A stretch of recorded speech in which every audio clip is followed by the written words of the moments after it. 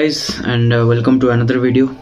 सो हम इस वीडियो में कुछ बातें करेंगे, कुछ पॉजिटिव बातें करेंगे, कुछ ट्रांसफ़र के रिगार्डिंग बातें करेंगे, प्लस मैड्रिड और एथलेटिक बिलबाओ के मैच के रिगार्डिंग भी अपन बातें करेंगे इस वीडियो में। सो पहले मूव करते हैं एथलेटिक बिलबाओ और मैड्रिड का जो मैच था।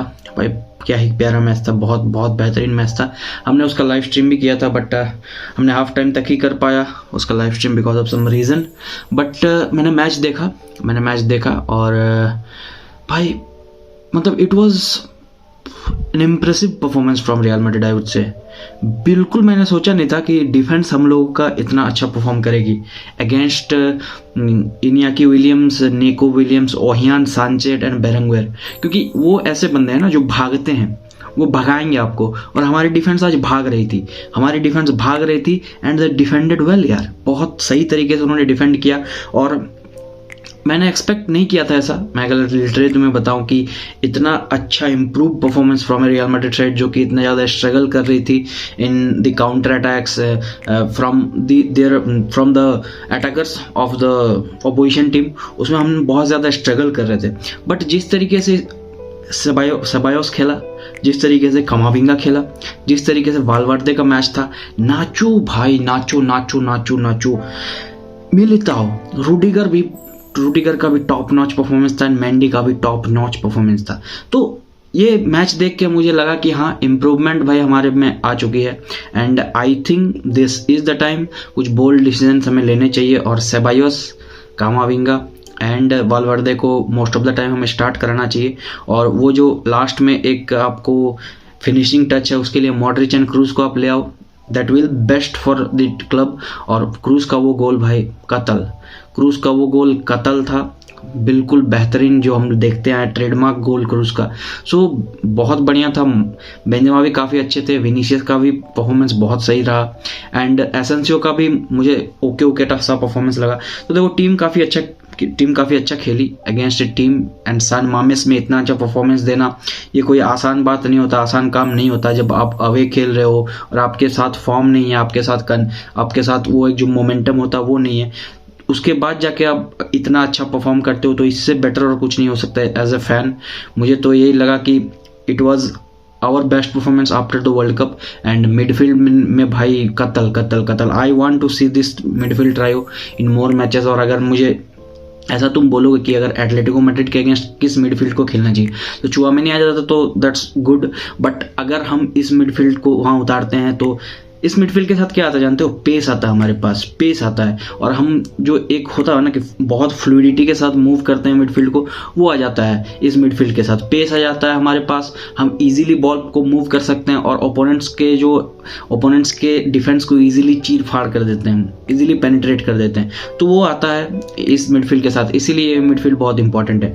And talking about other things, कुछ डिफेंसिव, अगर मैं बात करूं कि डिफेंसिवली इससे बेटर हम कर सकते थे क्या? नहीं यार, इससे बेटर क्या ही करोगे। आपने कंटेन किया ऐसे एज ए प्लेयर को, आप डिफेंसिवली बहुत सॉलिड थे, आप मिडफील्ड में डोमिनेट किया आपने, अटैक में आप काफ़ी अच्छे थे। और हमें जो दोनों गोल्स मिले बहुत प्यारे गोल्स थे, और ऐसा नहीं था कि यहाँ कि तुक्के से मिल रहा है वो। It was because of beautiful play from our midfield, और मिडफील्ड ने डोमिनेट किया टोटली गेम को। Hats off to Camavinga, Ceballos and Valverde. Benzema का भी लिंकअप ठीक ठाक था लगभग, बट फिर भी इम्प्रूवमेंट चाहिए वहाँ भी। और बढ़िया था game, it was good and we played one of the best game.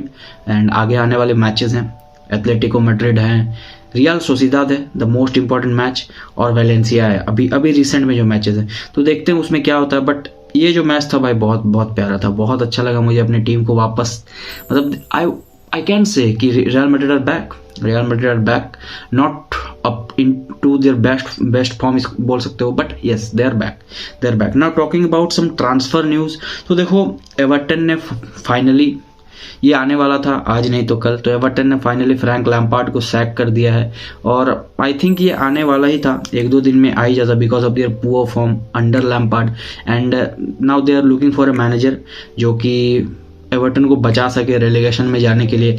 And the main man here is Marcelo Bielsa, और एक नाम जुड़ रहा है उनके साथ जो कि है वेन रूनी। तो देखो किसको वो लोग साइन करते हैं एज देयर मैनेजर, बिकॉज अगर मार्सेलो बियल्सा को वो लोग साइन करते हैं तो ज़्यादा बेटर होगा, बिकॉज जानते हो ये उनका एक्सपीरियंस है लीड्स के साथ, और उन्होंने लीड्स को चैंपियनशिप से लाया था, लीड्स को प्रीमियर लीग में। तो एक एक्सपीरियंस मैनेजर को जब आप साइन करोगे तो आप एक्सपेक्टेशंस आपके बढ़ जाते हैं उससे। तो I think Marcelo Bielsa is the right man for Leeds. और बात करते हैं अपन हमारे सेकेंड न्यूज़ के बारे में।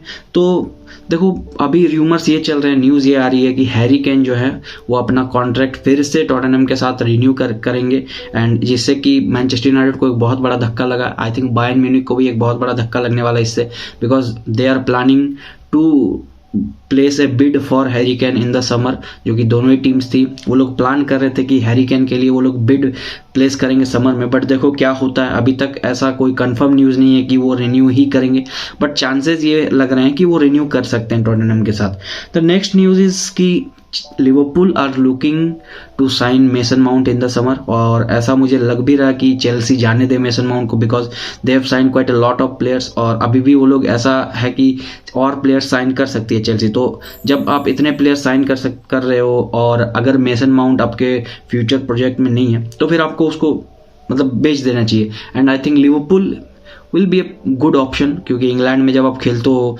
तब मतलब ऐसा है कि आप फैमिलियर हो इस लीग से और आप यहाँ खेलोगे तो ज़्यादा बेटर होगा। एंड मेसन माउंट भाई परफेक्ट होने वाला है लिवरपूल के लिए, क्लॉप के सिस्टम के लिए एक परफेक्ट प्लेयर है वो, और इजीली फिट हो सकता है उस सिस्टम में। तो आई थिंक उसको वहाँ जाना चाहिए। एंड देखो चेल्सी का क्या सीन आता है, क्या अभी वो विंटर में उसको बेच सकती है या फिर समर में जाएंगे, but most of the chance ऐसा लग रहा है ना, मोस्ट प्रोबेबली कि वो समर में ही लिवरपूल मूव कर सकते हैं। The next news is coming from Barcelona, and देखो मैं इस न्यूज़ को आई थिंक 50-50 लूँगा इस न्यूज़ का जो रिलायबिलिटी है, क्योंकि आई डोंट थिंक ये पॉसिबल हो सकता है। तो द न्यूज़ इज़ दैट कि Barcelona are looking to sign Sofyan Amrabat from Fiorentina, और उनका जो फीस होने वाला है अराउंड 40 मिलियन यूरोज़ के। तो ये अब्सर्ड होगा, क्योंकि भाई जब आपको 50 to 60 मिलियन में मार्टिन जुवामेंडी मिल रहा है, जो कि एक प्रॉपर रिप्लेसमेंट है, आप बोल सकते हो सर्जियो बुस्केट्स का, तो फिर क्यों आप 40-30 और 50 मिलियन के अराउंड खर्चा करोगे एक ऐसे प्लेयर पे, सोफियान अमराबात, जो कि उनका बस एक ही अभी तक प्रॉपर आप बोल सकते हो वर्ल्ड कप में ही थोड़ा बेटर परफॉर्मेंस रहा है, बाकी उन्होंने ऐसा कुछ प्रूव नहीं किया जिसकी वजह से कि बार्सिलोना उसको साइन करे। सो आई डोंट थिंक कि एक वाइज मूव होने वाला है अगर बार्सिलोना जा रही है इस प्लेयर के पीछे, तो बिकॉज आई थिंक उनको मार्टिन जुवामेंडी पे ज़्यादा ध्यान देना चाहिए। And Arsenal are in for Zubimendi, वो भी उनको देखना चाहिए। तो अगर आर्सेनल का एक अच्छा बीट आता है, अगर वो लोग रिलीज क्लॉज को मीट कर लेते हैं तो फिर दिक्कतें हैं बार्सिलोना के लिए। तो आई थिंक कि सोफियान अमराबात को नहीं लाना चाहिए, अगर जुवामेंडी के लिए वो लोग जाते हैं तो वो बेस्ट ऑप्शन है। The next news is from Chelsea. तो देखो हमने ट्रांसफर विंडो के स्टार्टिंग में ही देखा था कि एंजो फर्नांडेज और चेल्सी के बीच में बातें चल रही थी कि हाँ एंजो फर्नांडेज चेल्सी आ सकते हैं, और चेल्सी ने आई थिंक 88-85 मिलियन का कुछ बिड भी करा था बेनफिका को, बट उन्होंने रिजेक्ट कर लिया initially. So right now Chelsea are coming back to Enzo Fernandez, और वो लोग हो सकता है कि 1-2 दिन में बातें फिर से स्टार्ट करें, और आई थिंक इस बार वो बात बन सकती है, क्योंकि 120 मिलियन एंड 127 मिलियन का जो भी रिलीज क्लॉज है उसको मेट कर जाएंगे चेल्सी, और उस प्लेयर को स्टैमफोर्ड ब्रिज ला सकते हैं। तो ये बहुत अच्छा एडिशन होने वाला, आई थिंक जिस तरीके से चेल्सी बिल्ड कर रही है अपने फ्यूचर के लिए स्क्वाड, ये बहुत अच्छा एडिशन होगा। और आई थिंक ये जो चेल्सी का जो शुरू से ही था कि वो एंजो फर्नांडेज को लाया अपने स्क्वाड में, और उनका जो मिडफील्ड की जो कमियां थी उसको वो लोग ख़त्म करें। And the next news is from Inter Milan. तो देखो मिलान स्क्रीनियर और इंटर मिलान के बीच जो रिन्यूअल टॉक्स हैं, कॉन्ट्रैक्ट रिन्यूअल टॉक्स हैं, वो ख़त्म हो चुके हैं अब, और आई डोंट थिंक कि मिलान स्क्रीनियर फिर अपने कॉन्ट्रैक्ट को रिन्यू करा सकते हैं इंटर के साथ। So Inter are demanding 15 to 20 million for him, और वो लोग इसी ट्रांसफर विंडो में उसको बेच सकते हैं। एंड हमने देखा था समर में पीएसजी बहुत ज़्यादा इंटरेस्टेड थी, वो 60-70 मिलियन तक भी फेंक सकते थे। तो देखो क्या पता पीएसजी साइन कर ले मिलान स्क्रीनियर को इस विंटर ट्रांसफर विंडो में भी, और अगर इस विंटर में नहीं करते हैं ट्रांसफर विंडो में वो लोग साइन, तो समर में उसको फ्री में साइन कर सकते हैं, क्योंकि पीएसजी ही है अल्टीमेट जो डेस्टिनेशन है मिलान स्क्रीनियर का, वो पीएसजी ही हो सकता है। और लास्ट जो न्यूज़ है वो मैं आपको बता रहा हूँ, टॉटनहम से आ रही है ये न्यूज़।